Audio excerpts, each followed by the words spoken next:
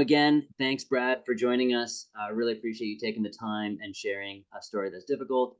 One quick disclaimer, if I may, that there are likely some photos in here that some Yes. people will find cringy. So be warned. Be warned. All right. Well, thank you. Let me get up to share screen, and then we will get into this presentation. So my name is Brad Elder. I've been in wildland firefighting. Start slideshow. I've been in wildland firefighting and prescribed firefighting for 30 some years now. And this is my wife. We met on a fire line. And this is in Kansas. Some of you actually have been down to Kansas. This was Valentine's Day 2018. She met me on a fire line, and I start with this slide because this is what you need to keep in mind when you're doing it. It all is fun, and I like to think we're all adrenaline junkies. But one mistake, and you're not going to see him again. So part of this is thinking about that, how we get to where we are, and how do we not do it again? And in my case, how do we definitely not do this again? So some of my background, I've been a prescribed firefighter for 33 years, something like that. I train wildland firefighters across the country. I was up in Canada. In fact, the picture at the top was taken 2 days before the burnover. We left Canada the next day. Yeah, the next day. And then drove about halfway back and then drove the rest of the way the next day. And the fire came in for the fire that was burned over on. The call came in for that while I was standing on the porch unpacking my smelly burn gear to start washing it. So I have a lot of fire history, a lot of fire background. I've only been on the volunteer department for 4 years, switching over to structural fire. And that's really like speaking Spanish. I have to stop, slow down, and translate. If a fire was coming at me, I'd set it backfire and catch it and not use any water. So if you called me and told me your house is on fire, my gut response is, the kitchen's on fire. Well, I'll start a backfire in the living room and save the porch. So that's the thought process that goes through this when I sit down and have to think about structural firefighting. One of the questions that I like to get people to think about, and I think the bulk of you are probably in the prescribed firefighting world, is, are you a wildland firefighter? And that is a weird thing to think about. If you think of structural firefighters, they have this huge ego. Hot shots have a huge ego. Smoke jumpers have a huge ego. And those of us who are doing prescribed fire often have more time on fire than all of them. And it's a different mindset, a different thing that we think about. And often we don't really own the fact that we're also wildland firefighters. So here we have, this is from Oklahoma, and they're actually showing, I'm hoping, how to do a better job setting a fire break.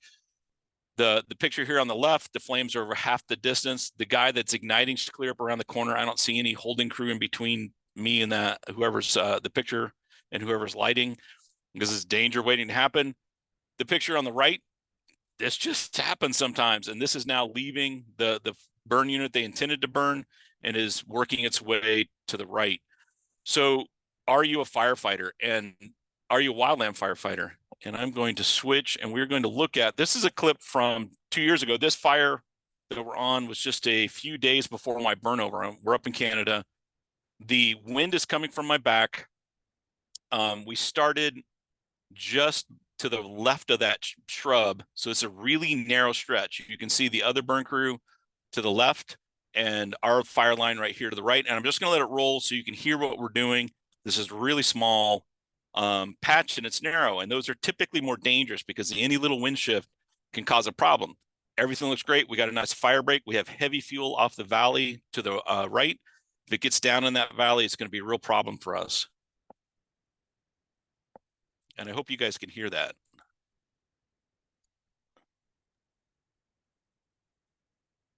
I'm not getting the audio.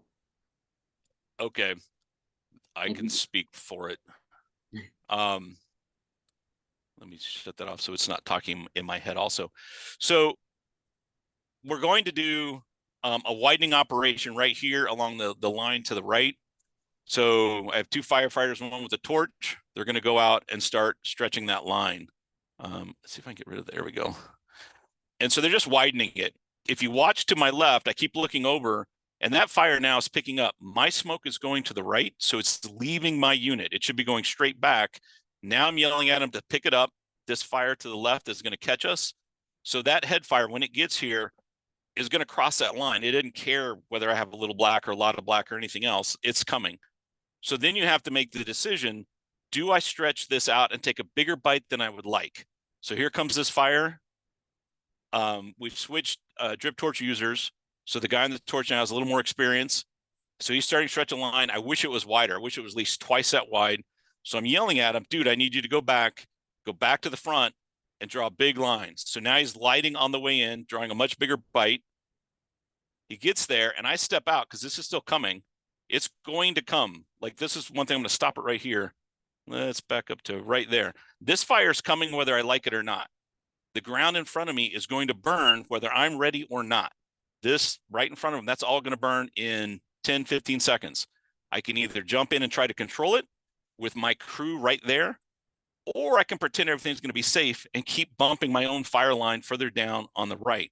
So I had him come back. You can see him trip right there, come up, light, and now he's come back and he's still taking a conservative bite. And I have him come all the way straight out to me.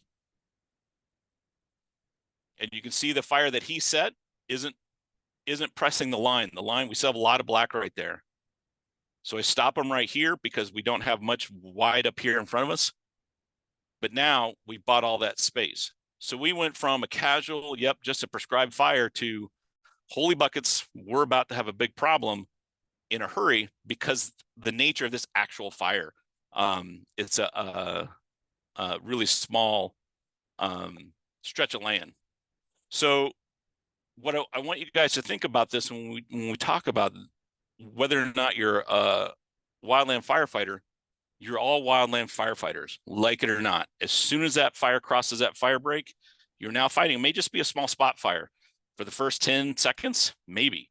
After 15, 20 seconds, it's going to be huge. So in this next clip, this is switchgrass, and so it's not particularly dense. So you can see we have a fire break here. The individual on the left, on the far left, is igniting. We're burning a little small plot that's almost the width of this picture. But I want you to see how long it takes to go from just a little small fire to something you can't jump across. And I'll show off that sound. I don't know if you guys can hear that. So she's walked by, she's ignited it. This whole clip's 20 seconds long. 20 seconds long. So let's put it right there. And we'll pause right there. So we're halfway, so we're about 10 seconds in, and this fire is no longer crossable. You can't jump across that line without getting burned. A few more seconds, and it's impossible to cross. So when you think about, are you a wildland firefighter or not, you have seconds to catch your spot fire before you really are a wildland firefighter. And that means it takes more than lots of my burning that I do are with small landowners, small land managers that don't have crew, don't have the time for training. Often I'm 55. Often I'm one of the youngest people on the crew because the only way we can get people out to help these burns are retirees that can come out and help, on odd days. So it's something to keep in mind. We are wildland firefighters, despite the fact that most of you, particularly if you're prescribed firefighters, don't believe that. You're like, yeah, I do prescribed firefighting. That's about all I do. All right, so this next one, I have a couple of videos here that I want to show you in terms of thinking about at what point are you in trouble? What point does it go bad? This one is called the Hickman, Texas burnover, and you can search on it on YouTube. There's a link down here at the bottom. This is probably the most important video you'll ever watch in firefighting. I'm going to show you kind of the layout of what they're doing. We have a fire coming at us, and they're going to protect some trailer homes that are to the back and right of the viewer. And I'm going to show you a map of this. So that guy is standing right about here. There's a dirt road. There's a dirt road out here. There's a trailer home of sorts. This orange box over here is a trailer home. There's a chain link fence. I think this orange box here is where they're holding their trash, but I'm not sure. There's two fire trucks. One is stretched a line, and this is the person with the camera. The helmet cam will be standing right here for a large portion of this. And another line is stretched out over here. This fire is coming across at an angle, and I think their plan is, as the head fire jumps and keeps going, they're going to walk as this fire continues this direction, just as kind of a flank fire. They're going to walk it back and put it out as a crosshair and protect this structure. I don't know that that's their plan, but it's the only thing I can come up with. What I want you to think about is to say in your own mind, they're in danger, they need to get out. And I want you to, as we do this, just watch this and think about at what point would you say it's time to go? So fire's out in front of them. The fuel isn't particularly heavy. It's thick. It's from shin down. It's pretty thick. He's going to move out to these 4 posts, and these 4 posts are right at the corner of the yard area. He's got a structural fire truck. He's got an SCBA on, so he actually has the SCBA tank and mask. So he's completely PPP'd up. So we have a head fire, nice head fire moving. The flank fire that you can see is kind of dorking around. It's not really taking off. Other 2 firefighters, they do not have SCBAs on. He doesn't either. He has an N95 mask and eyeglasses. The other 2 firefighters who went to the left have, I think they have a respirator of some sort, and I think it's a dust particle respirator, thank God, because this would have killed them. And they do not have SCBA tanks. They don't have any air. So fire's moving just, I think, the way they planned it. Head fire is pushing away from them. The flank fire that's in front of them is kind of dorking around. It's not doing much. So he's going to turn and talk to his partner. They're now putting water out. Fire's getting bigger. He tells them to watch out for the power line because the fire still is not something they're concerned about in terms of their own safety. By the time this ends, fire will be hitting his mask.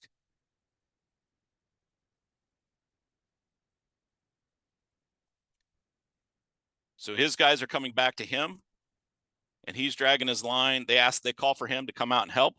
So now they're standing in fuel, and this is what he's now facing. So most people would say, yeah, at this point, it's probably not a good idea to be here. He's starting to fall back to his original position.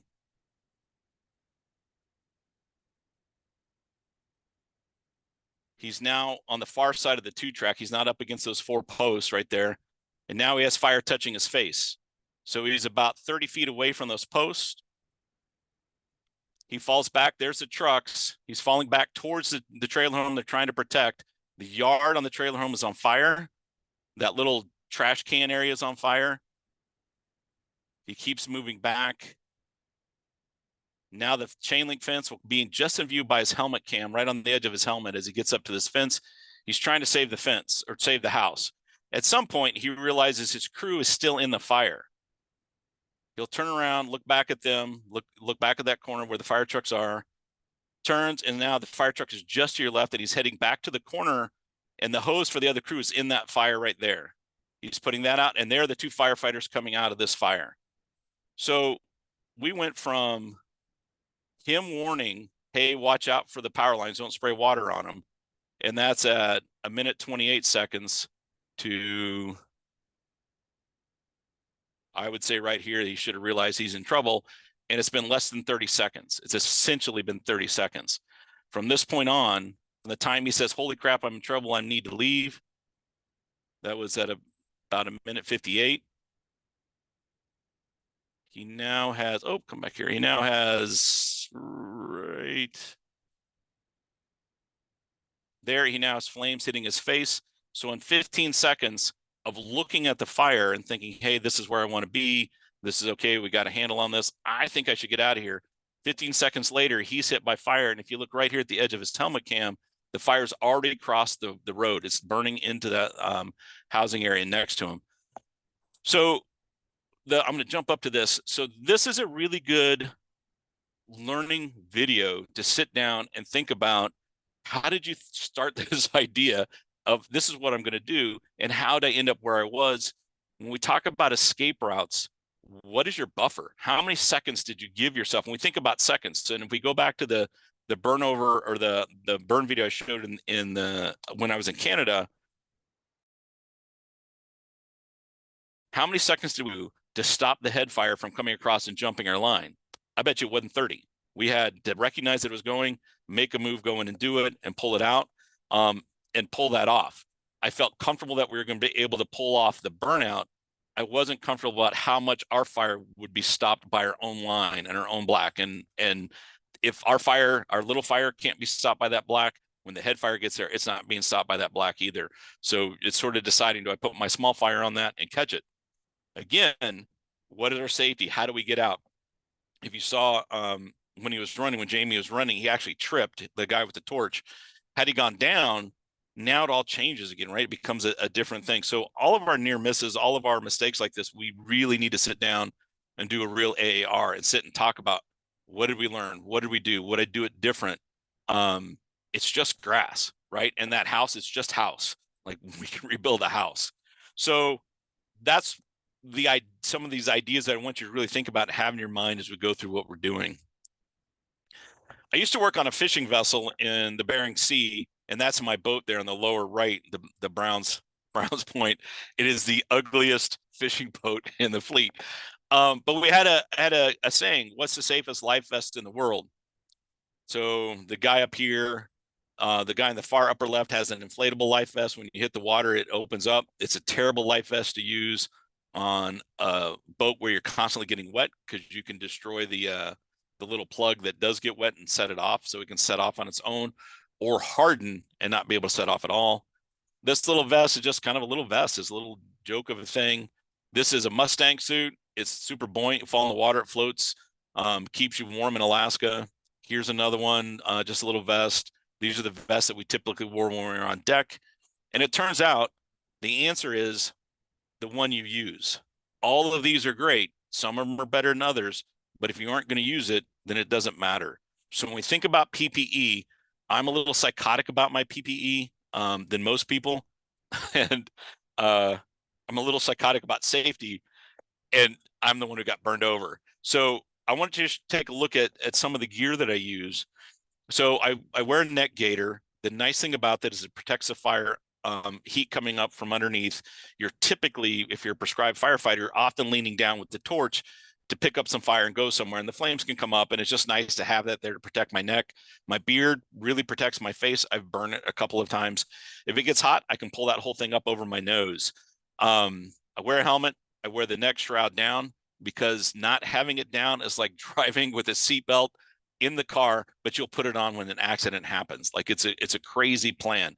I know it gets hot. There's times that I take the Velcro on this side and the Velcro on this side, pin it up behind my head.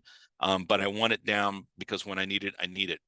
I have a face shield, and some of you have used this the last time I was up there. I keep it up a lot. When I have to get next to fire, I can slap it down, or if I'm putting strips in or doing the lead torch, I can slap it down and keep my face cool, and allows me to think and operate much more easily. I actually had that down at the instant I was burned over. I wear a t-shirt underneath, then I have my Nomex shirt, and then I wear a Nomex jacket. Now, Nomex, just so you guys know, offers absolutely no thermal protection beyond a denim shirt. There is thermal protection there. If you guys stand next to a campfire, the next time you're standing next to one, hold a handkerchief up, something thin, and it will block a huge chunk of the radiation. But Nomex does the same thing as cotton does. The only thing Nomex does not continue to burn once you're on fire. That almost is never helpful. Turns out very helpful for me, but it's almost never helpful. So keep in mind, there's no thermal protection in any of this gear compared to cotton. And in some cases, cotton's actually better in terms of stopping heat transfer. We are now making Nomex gear and the firefighting gear lighter weight and more breathable, because the guys who are usually wearing it are scratching fire lines, right? They're out there scratching these lines and are sweating all day. And so they want lighter weight gear. That means heat transfers through even better. So think about that when you have your gear. What are you going to do when things go wrong? And the other thing that I've left off of here, and I should have put in here, is I burn with welding gloves, big gauntlet style welding gloves. And that allows me to, if I have to hop over a fence, I don't have to worry about my gloves. If I'm holding a torch can get really hot and your knuckles can start burning with skin tight leather glove, work gloves that we normally think people normally wear. If I have to pick up thorn trees like locusts or whatever, I can pick them up, throw them out of the way. If I have to pick up a chunk of wood that's on fire, I can pick it up and move it without having to think about it. I can just work and do what I need to do. So I really like those welding gloves on our cruise on Kanza, which is this picture on the left.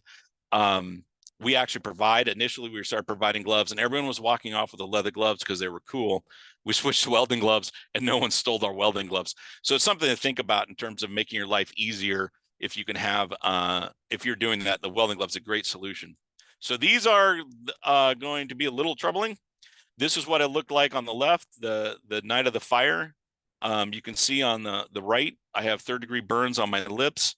And any of you are an EMT, the number one thing you should be worried about is smoke inhalation or heat, superheated gas getting sucked in. So this fire hit me square on in the front, burned my face. I had the heat shield down. I had my beard, and you can look in this middle picture. You can see where it didn't burn because the beard was burning. It singed the beard off, burnt my eyebrows off or my eyelashes off. But that was with the face shield down, and everyone thought I was going to die. They intubated me in the ambulance because they just looked at me and like, hey, you're not going to make it. And it's a little unnerving. I'm an EMT and occasionally put the cardiac chest pads on people because we know they're having a heart attack or they're likely going to have one. And we're going to waste those pads and put them on there in case we need them. So they cut off my shirt and stuck the pads on. And that was sort of the first indication that I was worse off than I was. And then he told me, we're putting you under and we're going to start breathing for you. I could see my hand. I could see all the other blood. I could see everything else. I knew I was burnt bad, but I couldn't see my face. I didn't know how bad it was. So when they put me under, I wasn't really expecting to wake back up. It's just, you know, part of being an EMT and know what's going on. At about 3, 4 in the morning, the doctors are looking at me and like, he's breathing on his own. We got a tube in, we ventilated him, but he's breathing on his own. Let's pull the plug and see how he does. And so they shut it off, and it wasn't that cavalier. That he's breathing on his own. They took that off, started letting me breathe on my own, and they pulled it out. And after they're looking at my lungs, I had a little bit of lung damage, but that was probably caused by the last fire I was on in Canada. Cody and I were closing that fire, and we were 20, 30 feet from each other, made eye contact, both said, yep, let's close it. But I actually wasn't ready to be where I was supposed to be. And when he closed it, he just smoked me and my crew out. And so I had some lung damage from that. Just too much smoke. It clears itself, but we all have this. We need to really actually be paying attention to how much smoke we're sucking in. So this next one's also a little disturbing looking at the burns. You can see my hand in the lower picture there. This is the first skin graft they put on shark skin and bovine collagen, so it helps your body stay flexible, helps force the skin to grow back in the right way. That's the back of my leg on both those other pictures. The picture on the right, that's the only graft I had that failed. That graft right there failed, and I had to go back for another surgery. So I had the initial surgery for shark skin, another surgery for my skin grafts put on top of that, and then a third surgery. I got really lucky. I got really lucky at every single step of this burnover, and including in the hospital. I only had one extra surgery. When you talk to people who are burned, they often go back for 10, 15, 20 surgeries because the grafts keep failing. And that's the only graft that I had that failed. And it's just that one big strip right down the back of my leg. So I only ended up with 3 surgeries, which is crazy lucky. This next picture is my hand after it's healed. And that's a hand right there, which is insane. I like, that is so good. The crossover line is right here where my mouse is. And you can just make it out without seeing it. Now there's no hair on this. And you can see the burn kind of was up this side. That knuckle's okay. This is okay. That's burned. My pinky's burned the worst. It's burned around on both sides. And my thumb's burned on the underside. Excuse me, on the underside also. I have doctors who know about this graft stop me in Lincoln, which is the big city about 20 miles away, just to see the graph. So if they see me out at dinner or whatever, they all come up and say, hey, I've heard about this. I want to see this graph. And so it's talk about getting lucky. My third-degree burns on my face have healed. You can see them if you know where to look. You can see them if I'm tanning a little bit, because they don't tan as well. So I got really, really lucky at every one of these steps. At every single possible place that I could get lucky, I got lucky. And I had the right PPE on. This glove I had taken off right before I got hit by the fire, and we'll talk about how I ended up there in that stupid place. Here's the back of my Nomex shirt. Now the jacket was burned off of me. I think I surely still had parts of it on my shoulders, but at some point someone pulled them off. You can see my belt line. You can see the outline of the pockets on my green pants. The dye in this is starting to fade out. It fades out at about 450 degrees. So kind of what you cook your pizza at. It chars at 700. So the upper part of my body, I turned and ran and tripped so that my butt and my lower legs are facing the fire. The upshot is my mask, but my shield was down, gave me breathing air inside that plastic shield behind the shield. And then when I tripped and fell, my coat hung open and rested against that mask also. So I was breathing down the front of my body. No one can figure out why my lungs didn't burn. Here's my boots, burnt the laces off, started shrinking. You can see the charring here, and up here it starts shrinking that leather. This is the liner. These aren't fire boots. These are plastic. So don't wear plastic. These all have started burning out. Here's the back of my pants. The picture on the right's the front of the pants. So this is I got hit on the left side. So this is the left side. 700 degrees in the pocket, starts burning that pocket off. This is the cuts where they cut it off to get it off of me. This is the back of the pants. They didn't have to remove anything. These are my ashless chaps. It turns out to. I have one seam still intact. Both back of my legs were burnt off. My underwear. So this is the front of the underwear. There's a little bit of singeing. The back, it's burnt this off. And what's interesting, and I haven't had a chance to test this, this is synthetic underwear. This is plastic. These are Duluth ballroom pants or underwear. I actually hate them. But I happen to have them on this day.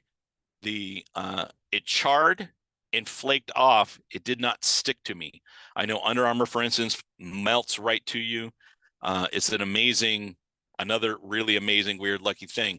So one thing I want to do this semester, but I just haven't had time this semester, is to get one of my students to put underwear in the muffle furnace and just start testing and seeing when it melts and when it doesn't. And the last time I gave this talk, one of the female firefighters yelled in the back, "Well, do the women's underwear too." And I was just thinking of having to explain to my dean when he says, "Dude, you're burning underwear." That's sort of a weird discussion. But then to have him come up like, "You're burning women's underwear." So it's my life. It's something we'll hopefully do this summer just to get a look at what underwear melts and what doesn't, because this should have melted and it didn't. And it charred away and flaked away the same way Nomex does. Just crazy. So one of the things, that's sort of the story where I got to, how I got there, or what happened to me. And now I really want us to talk about, how did I get there? How did I end up spending a quarter of a year, 3 months in the hospital? When I left, it was, I could barely walk. So I was on a walker, was in a lot of pain. I was really, really weak from this whole thing. So I pull up on this house. I'm in a brush rig. I only have 100 gallons of water left, so it's not very much. And if my guy on the back isn't careful, we're going to be out of that water in just a few seconds if he doesn't adjust the nozzle right. And so I pull up to the next house past where this fire is going. So that my main crew is at a house just south of us where the fire is just about to hit. The fire is blowing north, and I'm going to check this house out and size it up.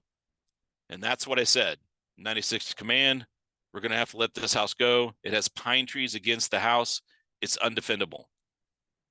That is my size up. And in my entire life, I've never pulled up to a house that isn't already on fire and announce, "Hey, I know there's nothing wrong with it, but we're going to let this one burn." So that's a weird thing to do. I tell command is doing his own thing on the other side of this fire, running the fire. And he gives me this response. And this next quote, this is from Jeremy Bailey. This is a month later. I'm in the hospital. Jeremy and I are talking, and I'm explaining to him what's going on. And he's one of the head guys at the Nature Conservancy for the prescribed fire efforts. And he said, "I bet what command said is, do what you can, don't do anything stupid." And I was kind of dumbfounded. I'm like, "Are you shitting me?" Like, here's what he said. Command in 96, do what you can, don't get hurt. And this is a weird, weird, weird statement. I went in and looked at this house and said immediately, hell no, I'm not going in there. I'm not risking my crew. I'm not risking my own life. I'm not risking our vehicle. We can't save it. I can't help it that the landowner hasn't prepped their house for fire. We're done. It's too dangerous. He kicks back half a second later. Do what you can. Don't get hurt. And my mindset changed completely to, all right, I'll run out in front of it, set my own fire, let it hit the house. I only have 100 gallons of water left. I may not be able to stop this house fire, but I'll have a whole lot better chance if I make some black between me and the house. We pull into that black and we can start spraying on those pine trees. Maybe we can save the house. That's what switched from just this statement from me looking at it and saying, hell no. Tim's like, well, do what you can. All right, I'll run in there and risk my life. This is what this house looked like. So this is from the road. The trees were green at the time. You can't see it, but there's burnt right at the base of that, kind of where that swing set is. You can look up the brick that's burnt on the brick. It's burnt on the base. So the fire got to the house. We went out to, there's a little wagon right on the right side of this, kind of about the middle of the picture. We went out and parked with the truck facing out, and I went out a little bit further just past that fence to pick up fire and run fire up here. There's a couple weird things that happened that day. When I got home, I got on the porch and started pulling out all of my equipment off my Nomex, off my yellows, and we're getting ready to wash them. So I didn't have a lighter with me because I took it off of my gear. When we get there to the first house fire, I asked command if we can do a burnout to save this house, because we shouldn't, after seeing the Hickman fire and seeing what real fire hoses can't do to a real fire, it's easier for us to just to start on fire ourselves and control it our own way. The captain came over and grabbed the fire captain came over and grabbed the torch and the lighter. He goes, I'm going to do this. I'm like, all right, I'll go with you and we'll go do this. And then the chief kicked back and said, no, don't do it. And so they just stood and waited. So I don't have it. I have the torch because it's on my brush rig, but I don't have the lighter.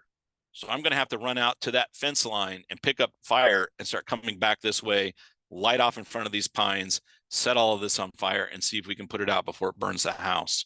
I'm going to jump off of this over to Google Earth and just give you a quick view of what we're doing, just so you guys know where this is at. This red line is where the fire actually, the path it took. So it starts down here, a guy's mowing, hits a spark, rock, something, starts a fire. We get a call as the fire moves past this house. We get down here and the fire, myself and the fire captain are the first ones on scene in our rig. The fire's kind of right in here. Becomes really clear that we can't stop it.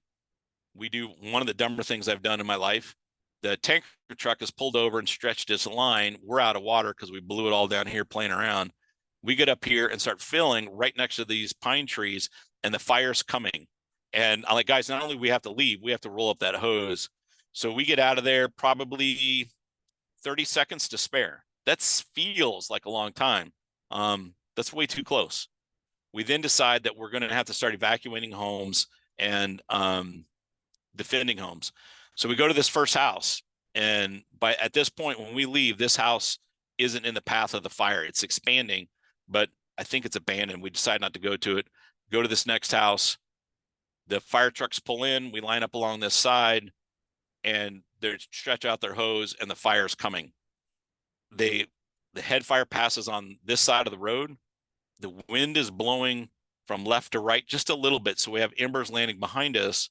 The fire captain kicks me out with my brush rig and another guy to go out, gain access to this field, and come all the way back down here and start putting out spot fires.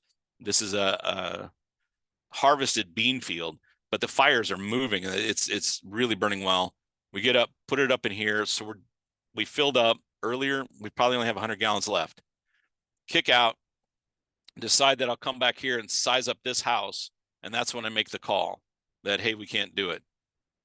And I come in here and drive back and forth. I'm driving back out when he makes that, when he tells me do what you can. So I turn around and come back and start thinking about it, park the truck right here at the edge of the trees. I walk out. These lines are where the fire has come. So I don't have fire. I'm going to have to run out, grab fire, and bring it back to me. So I run out to this fire line, and there's a little fence right here. Run out to this fire line, go to touch it, and I'm facing the fire. So I'm looking, and there's smoke, but we can't see any flames. And there's a lot more trees in here than there are in this Google Earth picture. I look down because someone has jammed the air valve. I pull my glove off, looking down. I have my face shield down and start unscrewing that, and then was run over by fire. And my buddy said it looked like you just disappeared in a 20-foot wall of fire, a 7-meter wall of fire. I couldn't see my hands. The second it hit me, it felt like someone punched me in the chest. It hit me that hard. There's no warning, no nothing. I turned and started running back towards the rig and tripped over some fencing or something in here. Started crawling, and he says I was in the fire for about 20 seconds. Our gear can't take it.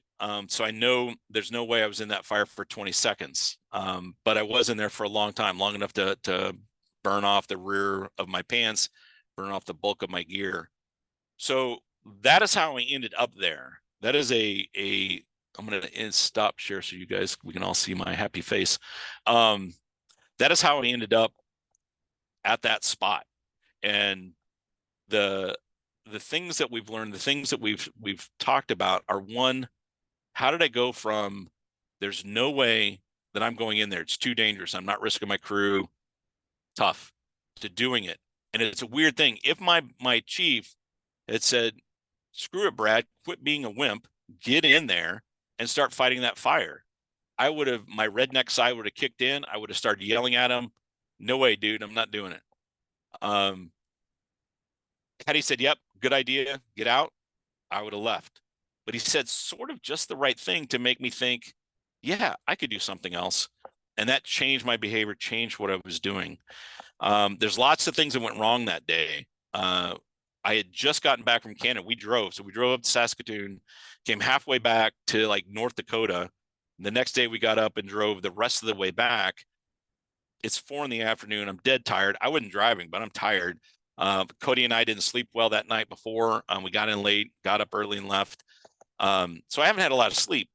But on our crew, we do about 900 calls a year, which is about 2.8 calls a day. So it's not uncommon for us to go a week straight where we're getting up at 2 or 3 in the morning to go on an emerging medical call or fire call or whatever.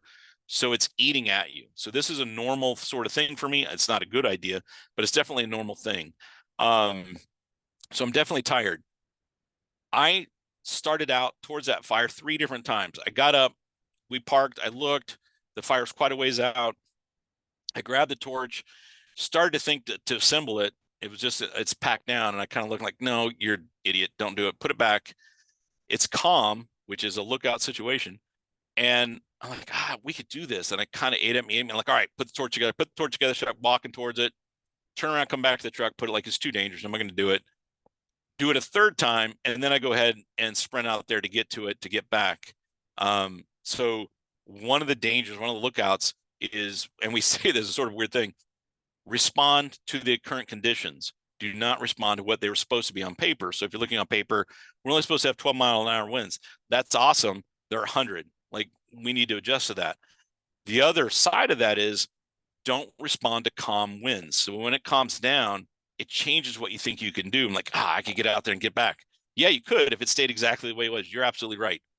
But it's going to change. It's a wildfire condition, and it's going to change and change what you do. So we really started looking at a lot of things that I did wrong that day, and there's a lot. I didn't talk to my partner and tell my partner what I'm going to do. That's a weird thing. Like, hey, I'm going to go do this. I'm going to run out. We're going to set a fire. Hope everything works out. And you're not going to tell your partner, because I was tunnel focused on what I was doing. Another thing, I just come back from a week in Canada burning with prescribed firefighters, doing this exact training. How do you go out? How do you catch a wildfire? How do you stop it? So I had that mindset instead of switching over to structural firefighter mindset. There's all these other weird things that sort of keep going on. One of the things that went right is I had all my PPE on the way I always do. I happen to have my face shield down. Now that one I slap up and slap down as I need. I happen to slap it down because I reached down to light the torch, and then had to step up, and I pulled my glove off and got burned over. My hand burned off in half a second, 2 seconds. I turned and started running, tripped over a fence panel in the grass, in the tall grass. The grass was probably 4 or 5 inches deep at that spot where I fell. The fire's coming up underneath me, and I remember not being able to see my hand very well. and it came. I was like, is this really happening? I pulled my hand out, and it's 50-mile-an-hour winds this day. It's blowing, and my hand looks like a pom-pom. It's just skin and stuff burning, and like, oh, this is really happening. You got to keep going. And for the first probably 5-6 crawls, movements, I don't know, walking 5-6 steps, the grass hadn't caught on fire yet because the flame front had been laid over so high, it's shooting out from underneath me. So having the right PPE on allowed me to survive. I should have been dead. Looking at all the pictures, looking at everything and how long I was burned over in that fire, I should have died. It's blind luck that I'm not. And thank God I didn't, not because I don't want to be dead, but had I died, we'd all say, he's a hero. And we'd never sit down and ask the tough questions of how the city did get burned over. There's things that happen, and we need to learn from that and figure out how not to do it. The other thing that happened, well, we orientated the truck right. We had it pointed out. That was my plan. I wouldn't have done it with a different partner. That partner that I was working with has his shit together. He's a solid firefighter. Had I had some of the others, the volunteer crew, some of them, you just know they aren't going to be able to do it because they haven't done it. They don't have that experience. I wouldn't have jumped in with them. My partner was in a good position to be able to hit me with a hose and arc that hose out to me, and start cutting the fire out from around me. The way out was accessible, but when I got up and started running towards the truck, there were still flames all around it. When I got hit, I thought he had gotten hit too. He got 2nd-degree burns to his face, fighting that fire that hit him, and fought out to get me. So in terms of all the things that had to go into place to keep me alive, it's crazy. Well, I want to stop there to give time to ask questions. It's a weird life. It's a weird life. Thanks so much, Brad. And yeah, thanks for being so real about it too. I think these are really difficult conversations. And yeah, like you mentioned, either we sensationalize it or we avoid it because it can happen to someone else, but it definitely won't happen to us until it's happening to us. And I really appreciate there's a comment in the comment section that says, Mother Nature bats last. Right? Yeah, that is the point. That's absolutely true. Mother Nature does not care what you think you do or do. You're going to get it handed for sure, for sure. And one of the realities of fire, you know, we always say wildfire is a reaction, prescribed fire is, you know, proactive. But really, I mean, it's all reactive, and unfortunately, no matter how prepped you are, no matter how good your equipment is, no matter how much experience you think you have, if you're not regularly checking in with those things, you know, the bathtub curve of someone getting injured is always, you know, right at the beginning when you know nothing, and then it goes right back up at the end when you know everything. Right. Yeah. And so it's yeah, lots of people have talked about, well, you just got complacent, you got lazy, you got whatever. And that's true. There's lots of that that's going on in there for sure. But that happens at every single stage. My gut feeling, like on the Canada fire, was like, hey, this is going to happen. We're not catching this. Let's make our own glove a little bit bigger. Let's widen that out on that Canada fire. And it worked. Had it jumped and the wind that was blowing your guys as the other side towards us, had that dropped down, everybody would be like, dude, you just made a huge fire and jumped your own line, and the other fire didn't get close to you, right? So you're always second guessing. You're always doing this. The benefit of a helmet cam is it shows you all your mistakes constantly, just mistake after mistake after mistake. But you get to see it and start learning from it. Yeah, it is a weird thing. There's so many things that went wrong that day, and absolutely so many things that went right in order for this for me to recover and be here today. Well, thanks for sharing. From the outside looking into your presentation, there is a moment that I think is worth mentioning, and it was just as your slides were up. Two things about this. First of all, your slide of you in the hospital comes up, and then you say, by the way, this might be gruesome. The slide's already been up for 5 seconds. Right. I forgot that was the next one. I'm like, we meant to mention that.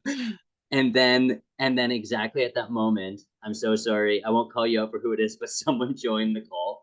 And so I hope they were rejoining the call, because if that was the first screen their presentation just popped up to, I can imagine it was a lot. Yeah. But I think the conversation in general is a lot. And it's a really good reminder. So thanks.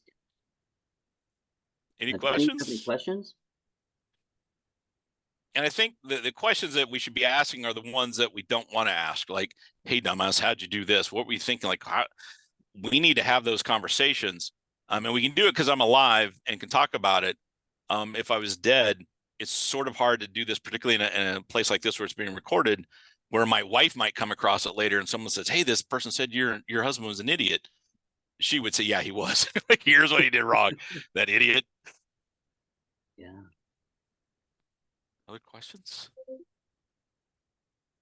It just doesn't seem that, like, the circumstance in which it all happened, you're talking about the drive and all that sort of stuff, but, you know, cruise exports in Canada, you know, can be 18 days long, sleeping on the Yeah. line in a tent. Yep. You know, these things all, there's a lot of conversations around firefighter health and safety right now, but are we taking hard lessons learned from actual incidents? Yeah, I think one of the things that bothers me about those, when they talk about it, like, well, he wasn't sleeping, he wasn't doing this, and he shouldn't have done that, and blah, blah, blah. And we make these lessons learned in these lookout situations and the standing orders, and almost all of them are sort of BS. Like, what's your escape route? Well, for us, it's right there in the black, unless things go wrong. And then someone somewhere will like, well, you didn't have an escape route planned. Like, dude, that doesn't fit with what we do. So part of it is really sitting down and taking an honest look at what works and what doesn't. Um, it's it's a weird thing. Like, we shouldn't be texting and driving, but right now in our district, the radios are so messed up. We're getting to make this switch from analog to digital that almost the only way we can contact dispatch or other firefighters is by our own phone. So when we're racing in a tanker truck going code 3 lights and sirens, someone has to pull out a cell phone and start calling or texting to find out where we're supposed to go because the radios don't work. So we always are juggling. We always are making these compromises. It is a really good idea to be honest with yourself and say, is this a compromise I should be having? You know, or should we make sure my partner, you know, sitting next to me while I'm driving, they're the one getting the text out. All of those things need to happen. And the discussion of, yeah, we had our lookout, but our lookout was me, you know, and I saw it and said, yep, this shouldn't be happening. And I was burned over. The weird thing is my partner, I'm looking straight at the fire, but I'm looking down. My partner's standing behind me right over my shoulder, looking at me, and he didn't see it because he's tunnel visioned in on me, which happens. He goes, the first thing I noticed that there was a problem is you disappeared in a 7-meter wall of fire.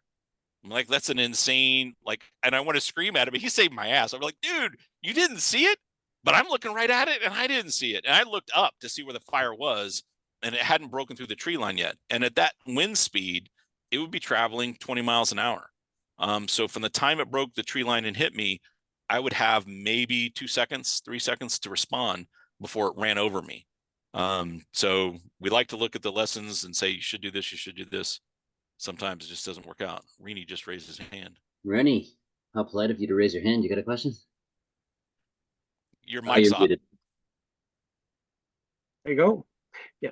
Thanks, Brad. This is the third time I've heard you present this, and first time was down in Iowa at the Cooperative Burn Week That's right. back last April. So thanks for sharing your story with us. I think it's quite valuable for everyone to hear your experiences, what you've gone through.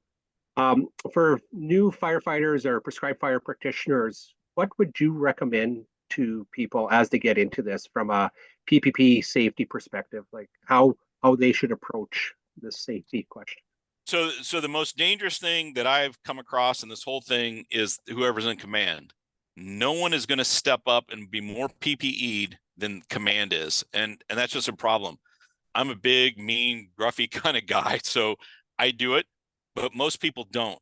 So pay attention to that. I go lights and sirens with crew members who don't put their seatbelt on because they think their driving's fine. Like, you're in a tanker, it's designed to kill you. Like, so that sort of thing happens.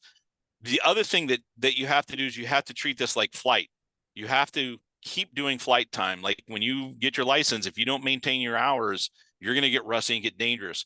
So even though it's not your burn and you're not going there and you got other things to do, but someone down the street, you know, next county over's got a burn going on, get out there and burn, because it's just experience. Even if you're stuck in the back on the backup tanker, just following along, that experience, being able to see and watch, skyrockets your knowledge. I do about 3,000 to 8,000 acres a year, US acres in terms of burning. That experience in 1 year that I have is more than my entire fire department that I'm currently working with combined over its entire history has not matched 1 year of what I do when I burn. And I'm not really that into fire. I mean, I love it. I do it as much as I can, but I have a full-time job. So I have to sort of do it on the weekends, do it when I can. So definitely keep up your hours. It's a huge benefit to do that. The other thing you can do is sit and watch videos and pick them apart. It's back, it's armchair quarterbacking. It's kind of being a jerk, but looking at those and seeing what mistakes people make helps you think, I shouldn't do that. And just more thoughts in your head. Part of your PPE is your brain. A lot of the conversation, and even the examples that we're bringing up here, it's like, you need to monitor this, keep up your hours. It borders, victim blaming, but it's Yeah. It's kind of the idea that the onus and responsibility of these decisions is on firefighters. But we all know that in those situations, if a 7-man crew is going in, you're not going to be the one person who says, well, guys, I can't, I'm tired. And that's not going to happen. And so I would imagine some change needs to happen up at the top. And you've had some time to think about it. I mean, have you thought of any protocol changes or agency level changes? So the weird thing when I started with structural firefighting is we have to firefight to the lowest denominator of our crew. We may have a new firefighter on there who's never been inside a building. And if it's just me and him, we're not going in. We're just got to be defensive today because that's what we have. So part of it is your leadership has to recognize what's going on. And when we think about this chain of command, we are used to doing what our boss says, particularly on a fire line. And I trust the guy who told me to do what I can. I trust him with my life.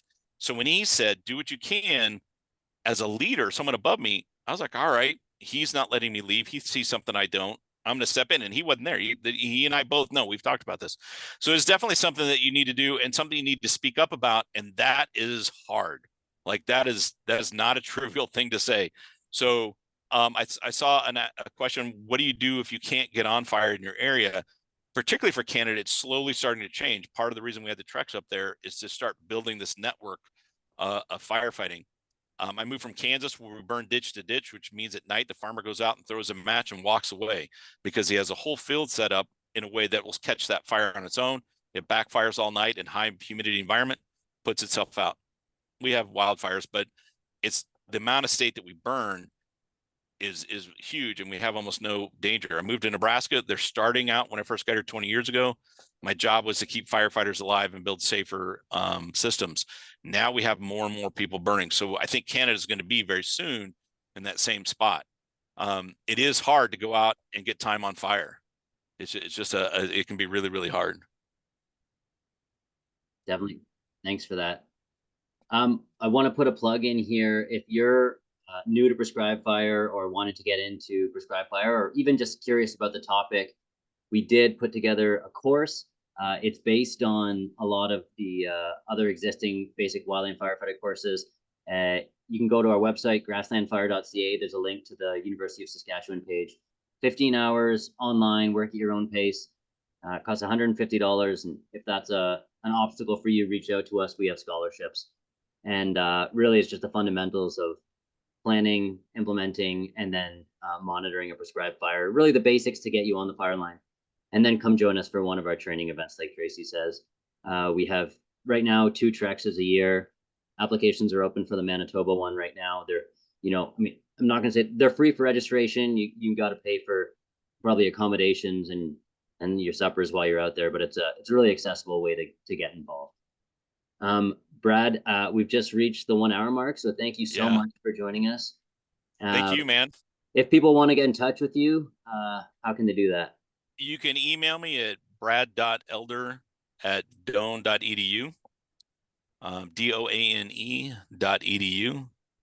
And yeah, I'll respond. I got 30 students sitting in the classroom hoping I don't show up and then it'll take off. So I got to run, man. Okay. But thanks for having me. It's been great. Thank you very much. We'll see you again.